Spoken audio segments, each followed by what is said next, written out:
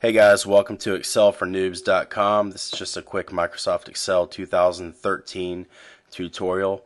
What I'm going to cover in this quick lesson is circular reference when using formulas in Excel. And basically what a circular reference is whenever a cell or formula within a cell refers to the cell that it's inserted in. And I'm going to show you what I mean. Here I'll just insert some values in cell B2 and cell B3, and then here in cell B4 I'm going to enter a formula equals B1 plus B2 plus B3 plus, and then I'm going to type it in B4. But you can see that I've inserted this formula inside of cell B4. Therefore, we get this warning here that the calculation could be incorrect because we're referring to the cell that we've inserted the formula into, and that's a circular reference problem that we're running into. So here I can click OK. It's just going to give us a result of 0, which really doesn't help us out. So this is an unintentional circular reference that's referring to the cell that you've inserted the formula into. Another way you could do this is by referring to a cell that refers to the cell that you've inserted the formula into, and I'll show you what I mean right here. I'm going to click over into this sheet where I have an example. So here, let's just assume we have a company and we pay our salaries.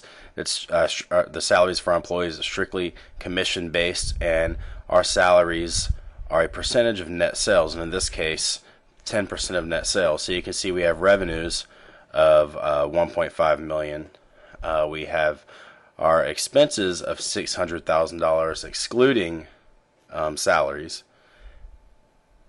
and then we have these two accounts right here, salaries and net profit. The problem we're going to have here is that we can't solve for net profit until we have the value for salaries, and we can't solve the value of salaries until we have net profit. They're both dependent on each other. So to solve for net profit, our formula would be equals revenues minus expenses, and then of course minus salaries, which is also an expense. Okay, so before we pay out our salaries, it's $900,000, but now we have to insert our formula into cell B3 for salaries, and that's going to be equals to 0.1, which is 10%, times net profit. And there we have our circular reference problem. So how do we solve this?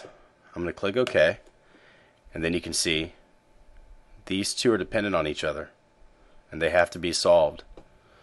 So what we do is we get a file, select options, and you're going to see the Excel options dialog box appears.